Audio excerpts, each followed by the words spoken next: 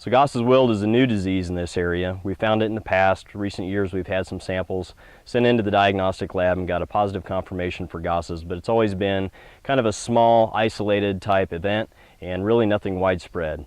And now that we're into the summer of 2013, of course we've had a lot of challenges this year as we went in through growing season, and as we wrap up and we get towards the end here, we're past dent stage here within this field. We're starting to see Goss'sWilt flare up. So we're seeing this across a wider geography of northeast Kansas, as well as down in central Kansas and south central Kansas. And so we're really wanting to get the message out there and make sure that everyone's prepared to handle Goss'sWilt now that we've identified it in this area.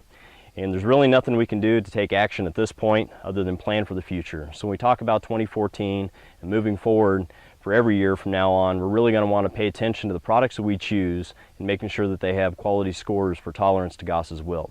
So today I just want to talk a little bit about some of the symptomology, making sure to identify Goss'sWilt.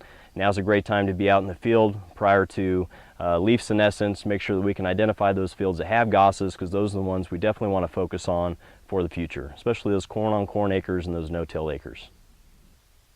When we talk about identifying Goss'sWilt, it's important to understand what it is. Goss'sWilt is a bacterial disease that can cause a systemic type infection or a foliar type infection like what you generally see behind me on some of the upper leaves in the canopy. Historically, Goss'sWilt was an issue that kind of started in northwest Kansas and northeast Colorado. It's since spread in geography from that area into Nebraska, and now generally we have reports across a lot of the corn growing states that they have identified or found Goss'sWilt in some fields, some more than others. But now that we're starting to see it in northeast Kansas, we need to make sure that we understand what we can do to combat it. We have more and more of these corn-on-corn acres with reduced tillage, and that likely contributes to a lot of the spread and incidence of this disease. So as more of those management practices continue, we can expect the disease to become more prevalent in more fields. The bacteria overwinter on that residue, or some sort of an alternative host like a foxtail, a barnyard grass, or shattercane. And that infection generally occurs through wounds that happen from some sort of damage, physical damage to the plant. So it could be hail, it could be wind, maybe even heavy rain, or some sort of mechanical damage. And then we get the conditions that are conducive for that bacteria to create the infection, which is wet weather or high humidity. Those type of conditions are favorable for the infection and the development of Goss'sWilt.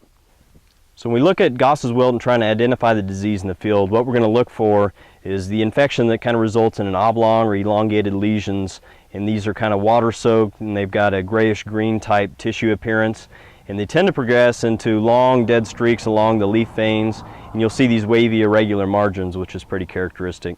The most telltale sign is probably the leaf freckles within the streaks, and you can see these freckles are pretty apparent here.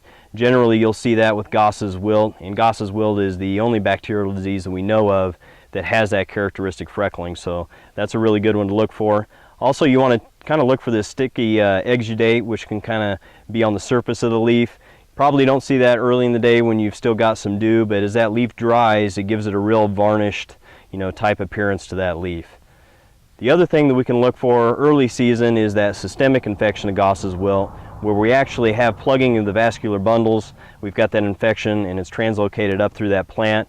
And generally what you're going to see is death at the seedling type stage. Those infected plants are usually stunted and they eventually die and never really have an opportunity to contribute to yield. A lot of times we'll end up seeing that kind of related to sprinkler irrigation, especially when we've got surface water that we're using. Maybe that it actually has that Goss's bacteria in it, and we're putting that sprinkler across the field and we're putting that bacteria right into the whirl. That tends to be a pretty good way to be able to get that systemic Goss's infection.